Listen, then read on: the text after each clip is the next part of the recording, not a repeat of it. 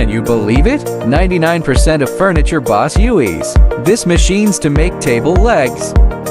We will use two machines for this dining chair. Manual taper machine to taper the original round pipe, simple operation. Here we will show details processing for dining chair. First step, taper machine. It only takes 15 to 20 seconds to put one end of the round pipe into the machine.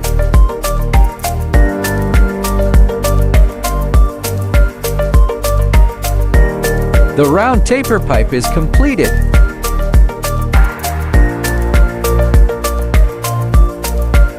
The second step, conemachine. Put the conical tube into the machine. Machine forming. The square conical tube is done.